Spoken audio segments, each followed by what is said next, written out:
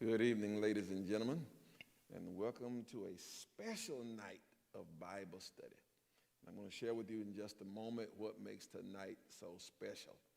But first, let me just thank all of you for joining us and welcome you to this Wednesday evening time together.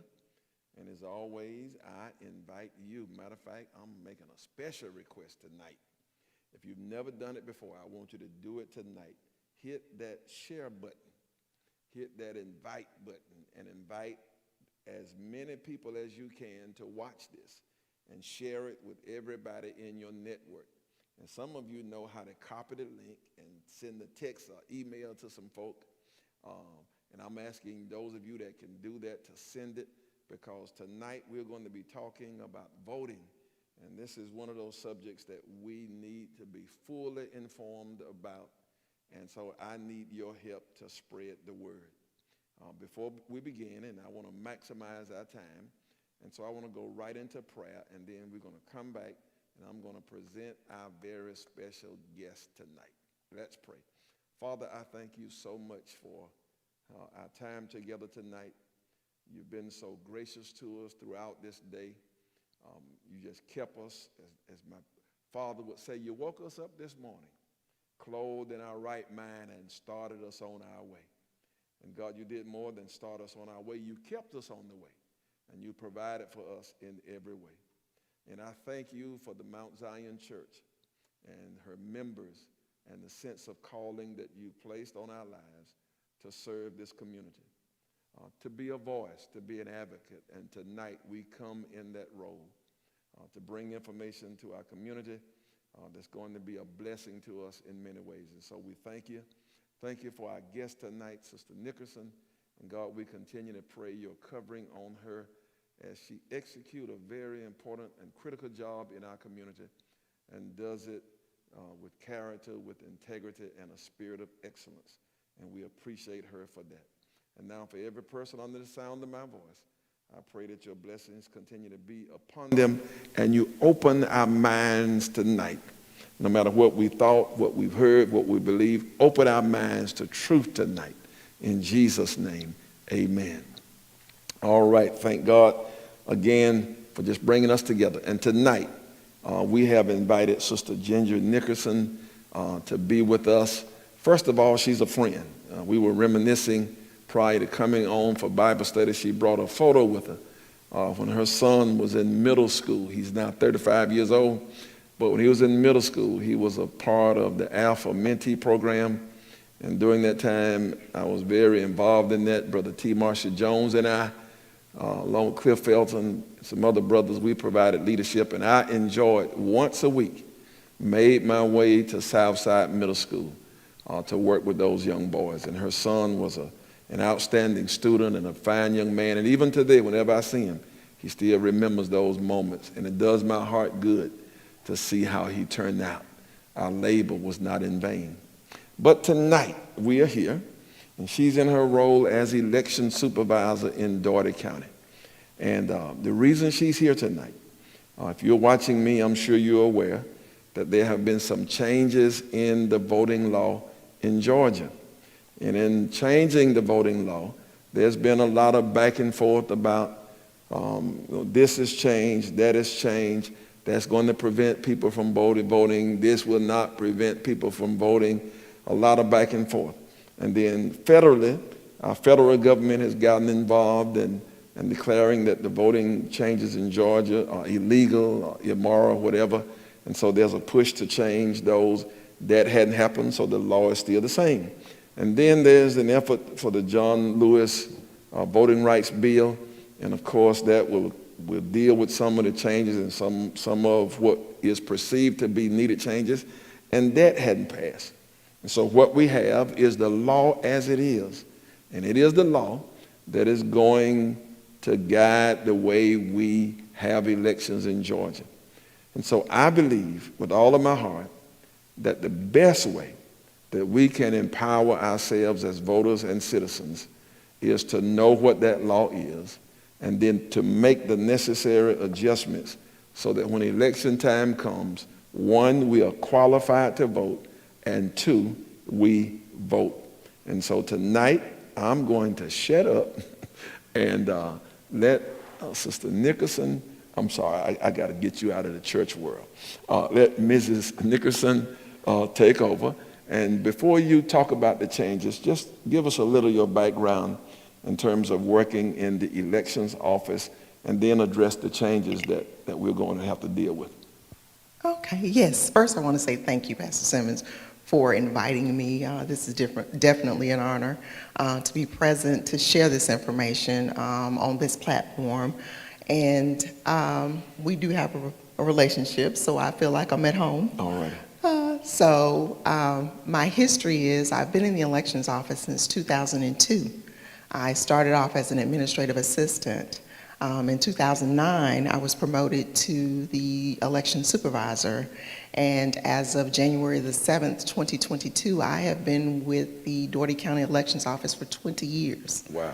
So that is my history. Okay. So, with that being said, we're going to talk a little bit about Senate Bill 202, which is the name of the bill that updated the election laws. And what I'm going to do is kind of walk everyone through, and of course we welcome questions. If I do not have the answers, I promise to get the answers back in writing. Of course, we want the information to be accurate. We want this to be shared so that there are no myths, that we understand exactly what the law says. So the old way, prior to Senate Bill 202, an absentee ballot application could be submitted utilizing any form. That meant I could basically take a piece of paper and write a note. That's the old way. In the past, there were multiple, and I mean multiple on multiple, third-party entities who mailed absentee ballot applications to voters. Some entities utilized old voter lists and actually mailed voters who were deceased applications.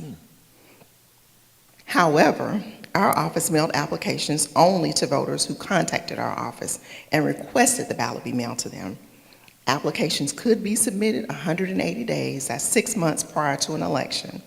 Applicants could request ballots up until the Friday before the election. Completed absentee ballot applications were allowed to be submitted to our office in bulk. That's our old way. New way. Individuals are required to make the request for an absentee ballot in writing on the form provided by the Georgia Secretary of State's office. So there's a state mandated form. This form can be printed, downloaded, but the request must be on this form. Requests made by third-party entities, they must utilize the state's form as well. However, Senate Bill 202 requires them to provide prominent notice on the application that the form was not provided by any government publication and the name of the entity that is responsible for distributing the documentation, because in the past we were being accused of mailing out forms which we were not. So they can still be mailed out by third parties. They just have to display prominent notice of what party is sending them out. Voters may submit an absentee ballot application no earlier than 78 days or no less than 11 days prior to the date of the primary, election, or runoff. So Monday, March the 7th, is the earliest date an individual can submit an application for the May 24th general primary. So beginning Monday, March 7th, our office will be able to receive applications for the May 24th general primary. No individual or entity other than a relative authorized to request an absentee ballot or a person signing to assist an illiterate or physically disabled elector, a common carrier, which would be the United States Postal Services or FedEx or Brown, charged with returning that ballot application, an absentee ballot clerk or a registrar, to name a few by law, are able to be in possession of or submit a completed absentee ballot application. So that means I can submit my application. My father, who's disabled, I can submit an application on his behalf, but that just took away the bulk. That take away individuals going out, soliciting applications, and bringing them into our office. The law no longer allows that. Okay. So let's talk about the required information. The application is pretty direct. Everything is highlighted in red that said what is required. So application shall be in writing and include the following information. In order to confirm the identity of the voter, such form shall require the elector to provide his or her name, date of birth, address as registered, address the elector wishes the ballot to be mailed, and the number of his or her Georgia's driver's license or identification card. Now, if the elector does not have a Georgia's driver's license or identification card, the elector then must provide a copy of a form of identification that is listed on the application. Now, please be mindful that the only identification that is allowed by law to be used in voting that's expired is a Georgia's driver's license. So that license does not have to be valid. You can utilize an expired Georgia's driver's license. The application shall also include the identity of the election. So that means for the May 24th primary, it needs to say May 24th and the date. That's May 24, 2022 in the primary. It shall also include the name and relationship of the person requesting the ballot if other than the elector. As I stated, I can complete a application for a ballot on my father's behalf. So here are the individuals that complete applications on your behalf. It could be the mother, your father, grandparent, brother, sister, aunt, uncle, spouse, son, daughter, niece, nephew, grandchild, son-in-law, daughter-in-law, mother-in-law, father-in-law, brother-in-law, or sister-in-law of the age of 18. So all of those individuals can complete applications on your behalf. So if you're a parent and your child is attending school out of Albany, you could request a ballot for your child on their behalf, sign your name and your relationship to the child. Signature, oath of the voter or the relative in ink affirming that the elector is a qualified Georgia elector and the facts presented on the application are true. Now, there is no power of attorney in voting, never has been. So the application does note signature or mark of voter. So it can be the signature or their mark, and then the person that's assisting them is required to sign as well. Processing. Once we receive this application back in our office, prior to the passage of Senate Bill 202, everybody knows the emphasis was on signatures. That was the primary means of checking voter identity for absentee ballots. Also, absentee ballots could be requested up until the Friday before Election Day. Uniformed and Overseas Citizens Absentee Voting Act, which is UOCAVA ballots, were required to go into the mail 45 days before Election Day. Other ballots by mail could be mailed following the UOCAVA mailing. So once we mail out the military, we began to mail out ballots to our citizens. Under the new law, voters who wish to cast their ballot by absentee ballot must provide their driver's license number or other forms of voter ID specified on the absentee ballot oath. Applications will not be rejected due to a mismatch between the identifying information provided on the absentee ballot application. The voter will receive a provisional ballot and will be provided a cure affidavit. So what that means, if you submit an application, we're no longer verifying using the signature as a primary verification tool. We're looking at the information that you provided. If it does not align with what we have, we still mail the ballot. We mail the ballot out, we label it provisional, we send a cure affidavit. A cure affidavit is just an affidavit requesting information from the voter. It requires some form of copy of identification, but it's all listed in that affidavit. Once you sign and complete that, return it to our office, the ballot is still accepted. UOCAVA, which is the military overseas ballots, initial mailing of 45 days before an election, that remains the same. We still mail out military ballots 45 days before, and that's, of course, we know that all of those ballots are not in the state, so we have to get them to mail as soon as possible. Other ballots by mail can be sent no sooner than 30 days before the election day, depending on the type of election. So we cannot mail out the military ballots and then proceed to mail out the ballots to our citizens. We have to wait for the deadline of the 30 days before and begin mailing those out.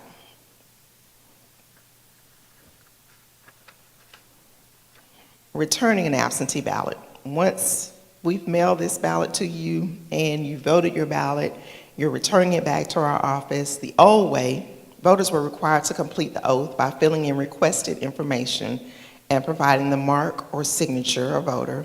If assistance was provided, the individual providing the assistance, their signature was required also.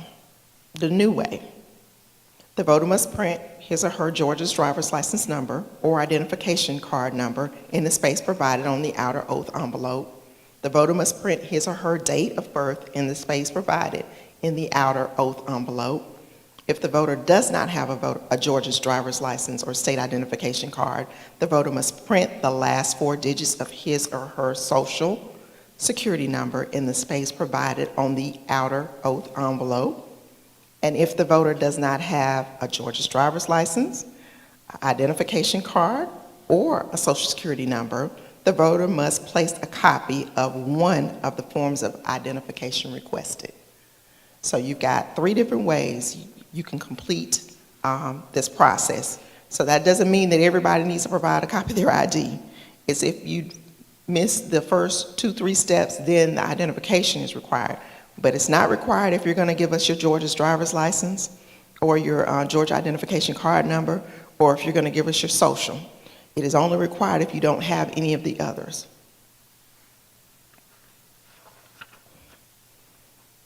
How we're processing them once you voted. The old way, a voted ballot was accepted after verification of the voter's signature on the absentee ballot oath envelope. The new way is, of course, if the voter failed to sign the oath, or if the signature identifying information entered on the absentee ballot envelope does not appear to be valid or match the same information appearing in the elector's voter registration record, or if the elector has failed to furnish the required information or information furnished does not confirm what is on file in the elections office, or if the voter is found to be disqualified to vote. Voter can be disqualified. The elections office may reject the voted ballot and provide a reason, or a voter may cure a failure to sign the oath, an invalid signature, non-matching identifying information, or missing information by submitting an affidavit to the elections office with a copy of one of the acceptable forms of identification. So if we verify that none of the information matches, it is our responsibility to mail the affidavit to the voter as soon as possible. Our goal is to make sure that this ballot counts. So we will mail the affidavit immediately, and the voter would complete it, and once we receive the affidavit, then the ballot is counted. Let's talk about our Saturday voting. The old law, election law, required voting to be held on Saturday only when federal candidates' names appeared on the ballot. Under Senate Bill 202, election law mandates voting to be held 2 Saturdays when a general election is held. So not during a runoff, but during a general election. So, and a primary. So we have 2 Saturdays for the May primary. We'll have 2 Saturdays for the November election date. The hours of operation mandated are 9 to 5. The general primary election, May 24th. Saturday voting dates will be May 7th and May 14th. And under Senate Bill 202, advanced voting still remains for 3 weeks. So we always had 3 weeks of voting prior to election date. We still do. We just have 2 Saturdays now, mandated.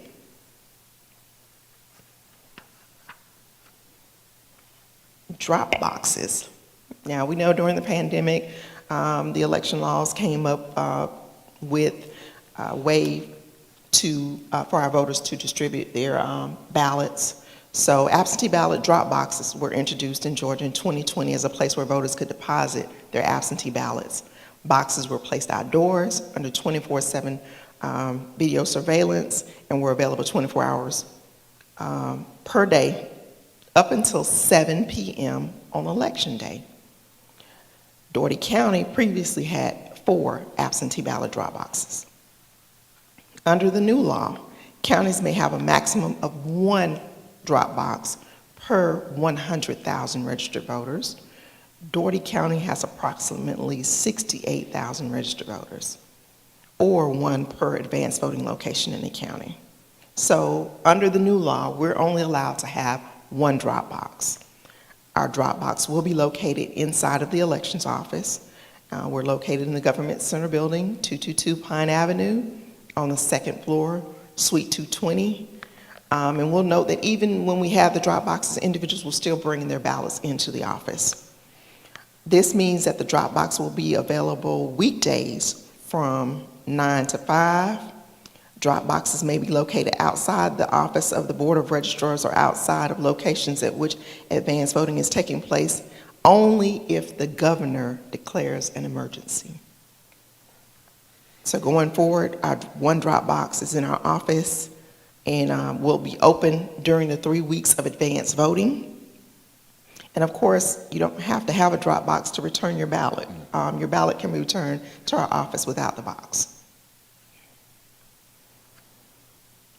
Let's talk about our election day voting. There is a system that's called provisional balloting. Provisional balloting allows people to cast ballots for various reasons if they show up at a precinct and their name is not found on the electors list. It's a provision of the law that we offer them, or they request a provisional ballot and they vote it. Now, the old way, prior to Senate Bill 202, voters who went to the wrong precinct to vote on Election Day could cast a provisional ballot and cast a ballot for any races at that precinct for which they were eligible. So basically, if I'm registered in Albany, Georgia, and my precinct is Westover High School, but I showed up in Putney, I could vote a ballot in Putney because I am out of precinct. Out of precinct does not mean that I'm a student at Albany State and my residence, I'm registered in Rockdale County and I'm here in Albany and I cast a ballot. That's not out of precinct. You're out of county. So with the changes, the last day to register to make any changes to your registration has always been 30 days prior to the election date. Now, make changes. That means my address, my name.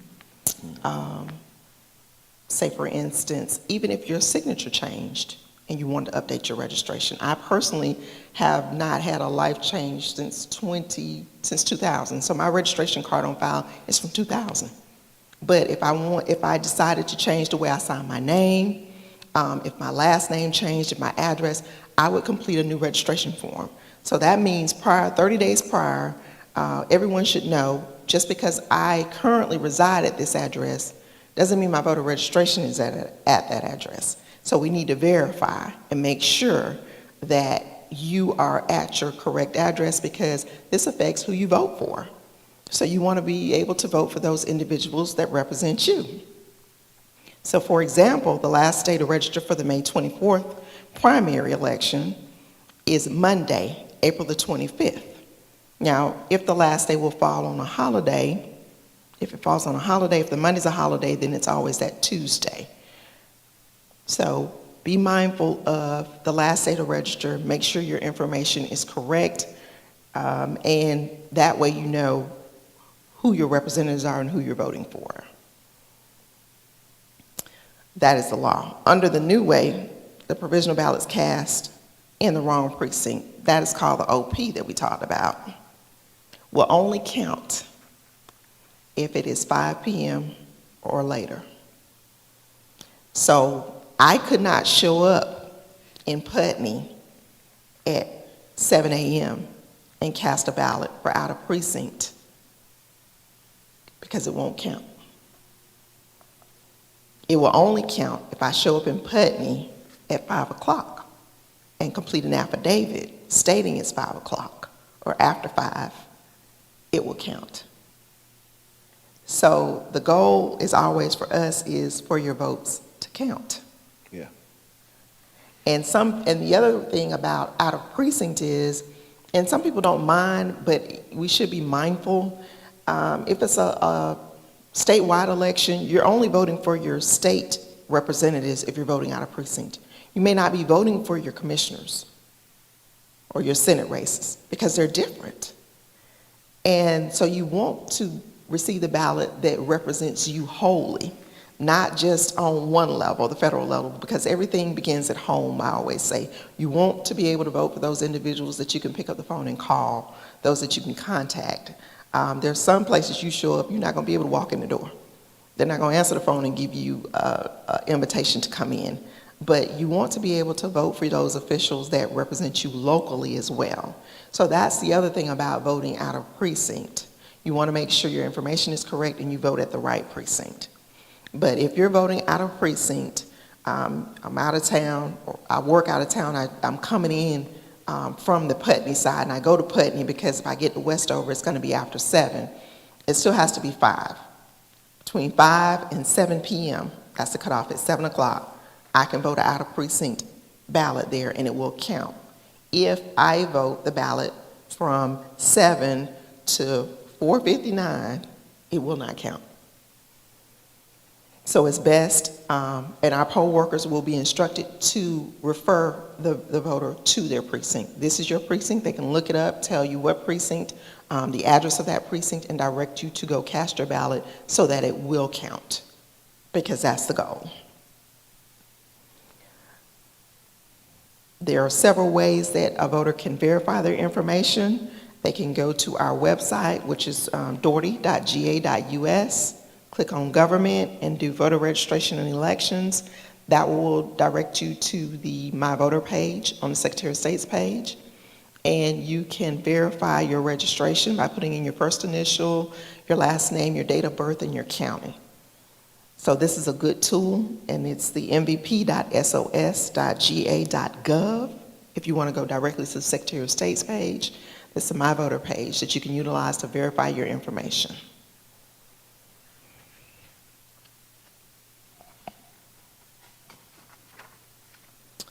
Last but not least, we want to discuss our poll workers. Of course, under the old way, in the past, poll workers were required to be residents of the county or employees of the county.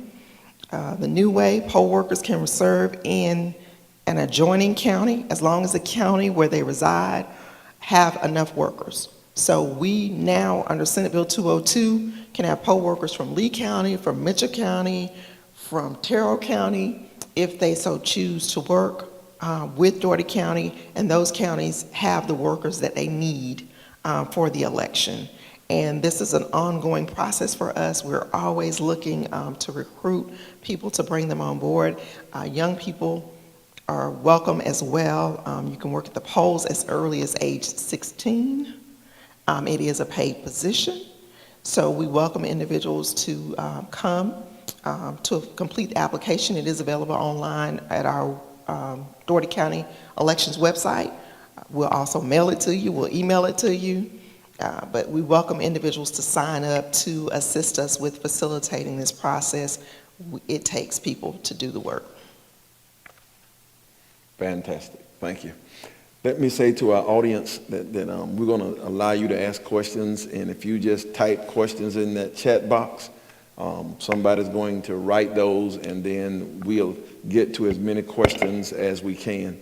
And while giving you an opportunity to do that, let me just say, Mrs. Nickerson, first of all, I thank you because I strongly believe that misinformation is a tool that is used against people by others, but then sometimes misinformation causes us to sabotage our own success.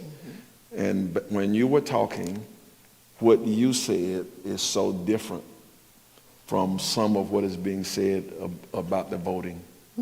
And if we listen to what is being said, some of us may think that we don't have the right to vote at all. And so, for example, the idea that the same number of days that we've had always for early voting, we still got. And instead of Saturday being taken away, we got another Saturday. And there are options for the ID. And so if you don't have a driver's license, you're not left out. And so there are ways. So if we have any questions, we'll start taking those. If not, I will move forward with a question. And I don't have any, so this is my question. So as I listen and thank you, sir. As I listen to your talk, one of the things that people will have to do in several processes is to print documents to be turned in. And so for people that don't have access to printers, that's one of the things I've heard people talk about. Can organizations like the church just offer free printing services? Just say, come by the church, that person or that person's representative, and we'll print your ID card for you. We'll print verification of your Social Security number. Is that legal? Yes, sir, it is. Okay. It is legal. So to all of the churches and other organizations, here's a way for us to help people become eligible to vote, and that is offer printing services. And that way we take away that as an issue. So question, who can submit applications for individuals in nursing homes and or personal care homes? The nursing homes generally contact us, but we would be able to mail them the application, and the residents would still have to mail them back in, send them back in to our office individually, because that's another one of those bulk things that we used to be able to do, but the law doesn't allow it. Okay. So they would need to make sure that it was mailed to us, and we would process it, and it would still have to be mailed back to the voted ballot would have to be mailed back to us. Okay. And so the nursing home can submit it, but if it's my mother in that nursing home, I can submit it too. Correct. You wouldn't even have to, you would complete the application on your mother's behalf with her information, sign your name, and that you're related as her son, and submit the application. Okay. We would process it. Yeah. And the key takeaway is no more bulk applications. Submissions. Everybody in the nursing home, they can't just package them up and send them in. Correct. Okay. Correct. The next question is, and I'll answer this one, can we receive a copy of the information Ginger is presenting? And that is yes. What we're going to do is make this information available in writing and have it available for anybody that want it. For our members, we're going to email you this, do a mass email to everybody. We're going to post it on our social media. And I'm appealing to other churches and pastors. The information that we'll get, I want to share it with you, and you make it available to your people. Other organizations, fraternities, sororities that's involved in voter registration, voter get out, etc. We want to make it available to you as well. Ginger in our office, we're partners, and their goal is to get people to the poll, make sure everybody's certified to vote, and our goal is the same, and so we'll make sure the information is available. Explain about the absence of Sunday voting. Sunday voting has never been mandated. So it's in the law as a provision. Our board voted some time ago that if it is presented and requested, they would take it upon request per election. It's just not mandated. It's never been mandated. In the past, when it was provided, it was presented to the board. Of course, we have a 5-member board. They are the superintendent. I am the supervisor. I facilitate the day-to-day operations on their behalf. They vote. And so it's presented to the board, and then they vote yes or no on the Sunday. Okay. So that is a local decision, not a state or federal. Correct. And it's not your decision. No, it's not Ginger's decision. Okay. Next question. Will there be someone there to notarize an affidavit after 5 p.m.? No, normal office hours. And the affidavit, I don't think requires a notary. It's just the information that's requested. It requires a copy of the ID, but that's it, and your signature.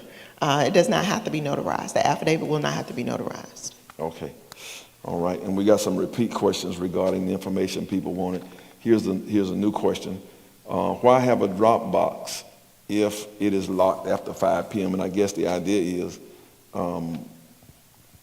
What happens if I want to drop it off after 5? That's the provision in Senate Bill 202 that changed. Also, it's no longer under 24-hour surveillance either. And the law states that we're only allowed to have it during business hours, and we're only allowed to have it during the hours of operation, so of advanced voting. So that is just one of those changes in the law, because previously drop boxes were made available as soon as absentee ballots began to be mailed out. But under the new law that we're under, that's just the way the lawmakers made it. And obviously for a lot of voters, and me too, that's a barrier. And obviously between now and election, it's not going to change. And so we've got to adapt and get it there by 5 or find another way. Correct. And also, like I stated, in the office, and then you can submit your ballot up until 7 p.m. on election day. So if you don't want to go to the polls on election day, on the day of the election, you can still bring your ballot into our office, and we'll still accept it.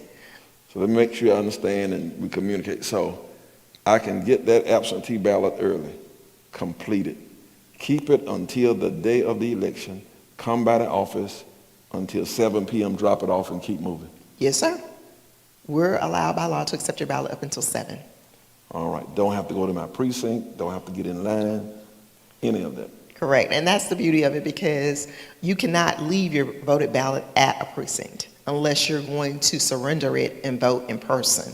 So you're allowed to, at 7 p.m., to bring it into our office, and it'll still be counted. Okay. And just for the sake of clarity, because I've got this question repeatedly, and it's about notarizing the affidavits after 5, but you're saying there's no need for the affidavit to be notarized? No, sir. It doesn't require a notary. It is information. In fact, the affidavit is something that the state created. It requires you to answer some questions, your signature, and provide some form of a copy, as you've stated, that you would assist with providing. That's it. Okay. Question.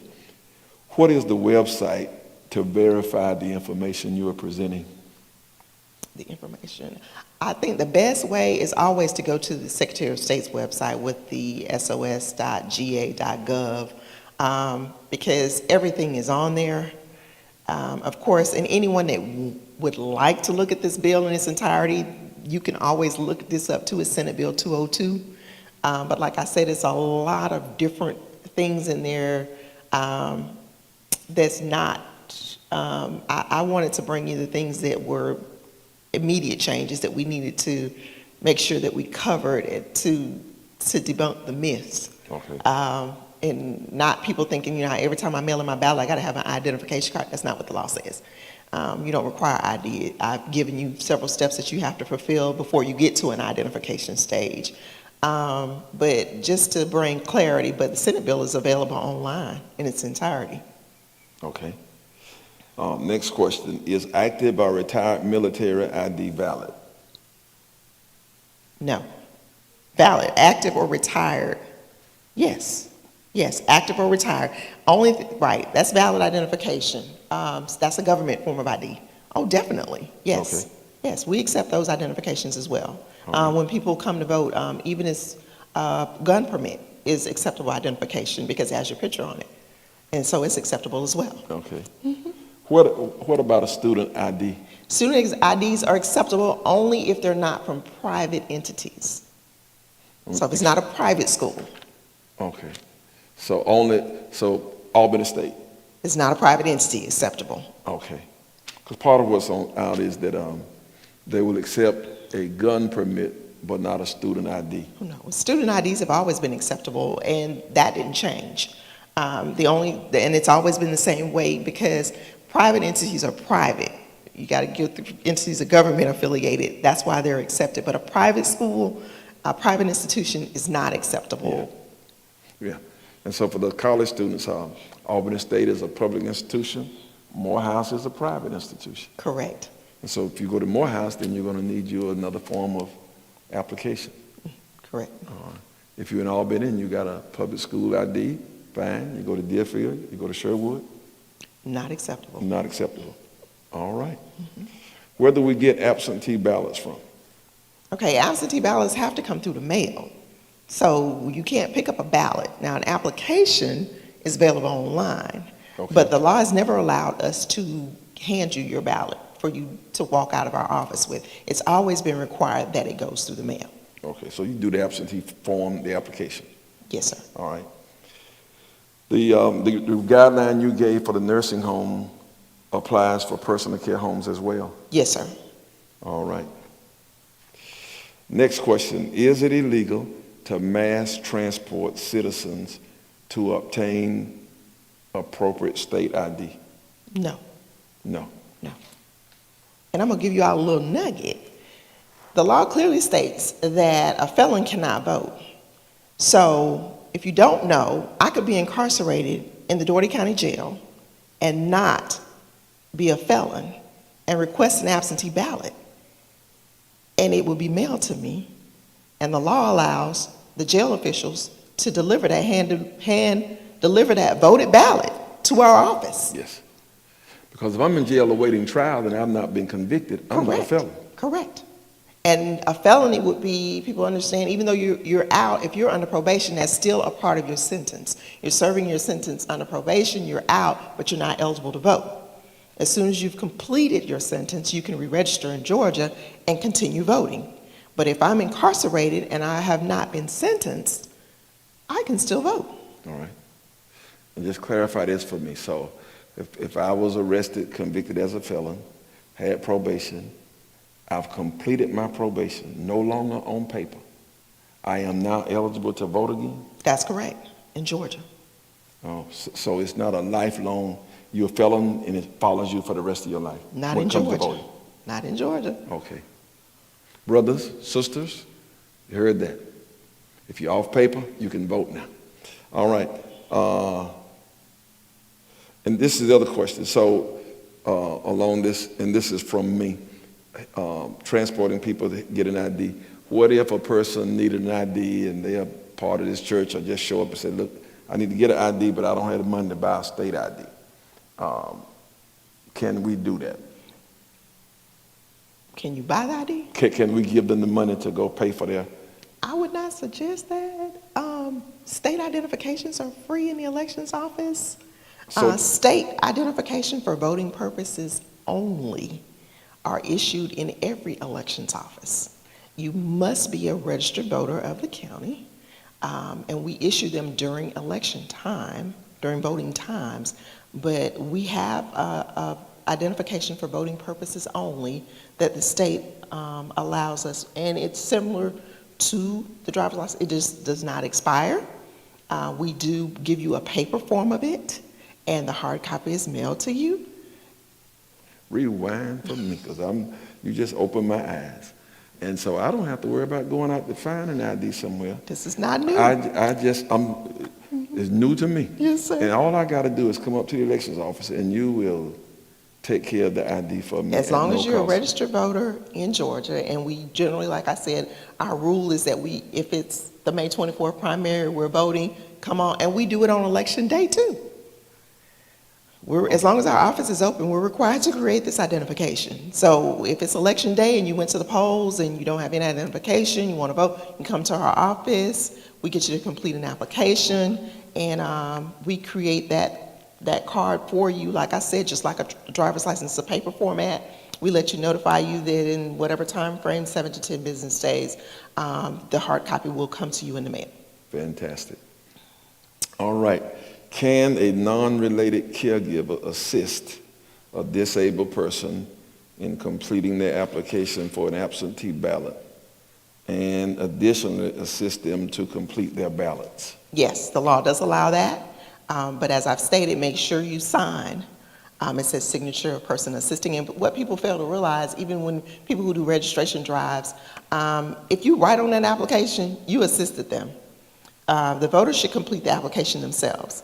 We oftentimes get applications or registrations in our office that you can look at them and tell clearly someone has completed all of this information, all the voter did was sign it. Well, there should be a signature there for the person who completed the information because you wrote on this application. Okay. So, but definitely they can assist. Yes, the law does allow that. All right. And we're going to close in about 5 minutes, and so we're wrapping up. So here's a follow-up question from me based on conversations that I've been a part of. So what if you come across in your office the signature of a person who assisted people in completing the applications, and you see that person's name on 50 applications? Does that raise a red flag for you? No, because the law allows it. So whether I says 50 or 100, as long as I sign it, that's not an issue. Yeah, it states in the law, it's pretty specific about them not being the employer or the agent of that person, but yes, sir, that is legal. Okay. Are children allowed to go to the polls with their parents? They are. They are. I don't want to quote this one. I believe it's 12. Up until 12, they can go into the booth. Mm-hmm. Of course, we understand as humans there are mitigating situations, because my baby could be 30 and be different, and I need to have my baby in there with me. The key is that, of course, it's not that the child should not touch the screen. The voting is sacred, so only the voter is allowed unless I'm in the booth and I'm being assisted by someone else. I'm disabled and someone's assisting me. Okay. But yes, children are allowed in the booth. Okay. Question, will the ID that you provide be valid after the election? And I think you said there's no expiration date. There's no expiration date. Now, the law states it's very specific that it's to be used for voting purposes only. And in the event that you should get any other identification, of course, you would need to discard that. You don't need to. You don't want a whole lot of IDs. But this identification is for individuals, as you stated, that are under circumstances that are not able to receive purchase and identification, or so we want. That's been law for about a while. That one has, but yes. Okay, couple of checklist items, and then we'll wrap it up. Okay. So, if I have moved or had some other changes, it's my responsibility as a voter to bring the information to the attention of your office, which makes it easier for me to vote. For example, if my address changes. And so on election day, I'm there and I got 2 different addresses, then I'm on a provisional ballot until I verify it, or how does that work? If you show up at the precinct on election day and your address is different, because what we do on election day, we will turn the screen around and ask you to verify the information. Mm-hmm. You're allowed to vote. We got to let you vote. We can't do anything that day because the 30-day window has already passed. So we can't deny you and we can't make you a provisional. So then we request that you update your information with us. And it would be the same thing if your last name, you were a female lady and your last name changed. You still would vote. We would ask you to sign your full name, which would be the name that you're registered under. So we're not about denying anyone. You would still be eligible to vote, but the important part is to make sure it's correct so you're voting for your representatives. Okay. Will there be any precincts closing in Albany? No, sir. We are down. We have 27 precincts currently. The one that closed, we were asked to vacate, to not utilize it. So we had 28, so we went to 27. So we're currently under the 27 precincts, and those 27 precincts are what we will have on election day. Okay. Which one was closed? The First Christian precinct. Okay. All right. Next question. You mentioned that you could get poll workers from other counties. Was that changed because you were having difficulties finding workers in your own county, not just you, but other precincts, other poll workers as well? Yes, I believe that's one of the reasons why it has been a task, because you have individuals that come on board, they want to work for specific elections, and what we're looking for is a relationship longevity.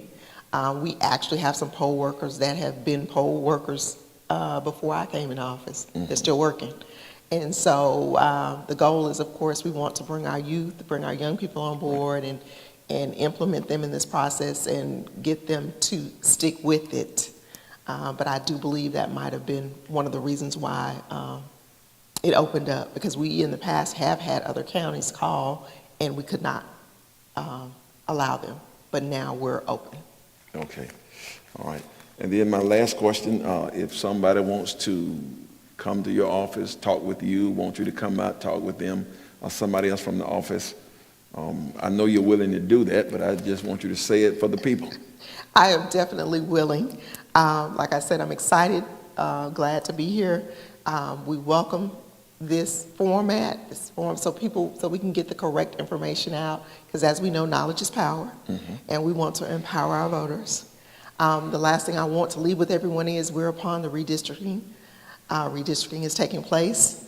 We're expected to have our citizens in Dougherty County redistricted before the next election.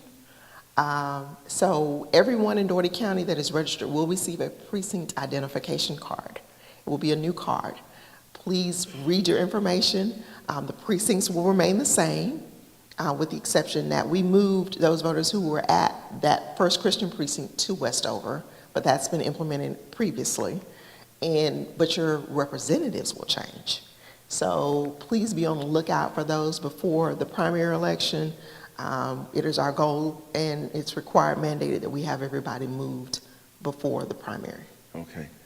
Our plan next week is to have a person to come on and talk about the redistricting piece. But I think it's important that we understand what has been said in terms of, we already know the changes are coming. And so there have been people that represented you in the past that we already know will no longer be your representative. And already new people have presented themselves to run for election in these new districts. And so you need to become knowledgeable of who these people are and decide whether or not it's somebody that you want to vote for. And again, it's going to be on us to read the information when it's mailed and make sure we are informed. But any last words? No, and I do want to make sure you know that Albany is gaining a state representative. We're going from 3 state representatives to 4. It was 4 when I came in the office, and then it changed to 3. So that will be an addition to the 3 that we have. There is a 4th one coming on board, because those maps have already been approved and signed by the governor. So we know that will be an addition. It will affect individuals on the east side of town. That's all I can say off the top of my head. I know it's on the east side. Any idea why we got the extra one? Don't know, because we don't really have anything to do with the process. The redistricting is based on census numbers, population. So not sure. As I stated, it was the same. Previously, we had that district, and then it was removed, and now it's returning. Okay, excellent. Well, all right. Again, thank you so much for coming and giving us the correct information and empowering us now to get ready for that May 24th election and early voting prior to that, the Saturday voting, whatever we need to do. And for me, I heard nothing tonight in that new law that is so hard that we can't overcome. I heard nothing tonight that should make anybody believe that you need to stay home because your right to vote has been taken away. Some new challenges maybe for you, but it's nothing that we can't overcome. And when we think historically about all that people had to go through to vote, what we're having to go through now is easy comparatively. So let's get up and be about it. Let's make it happen come election time. God bless you. Thank you, and we look forward to seeing you next week.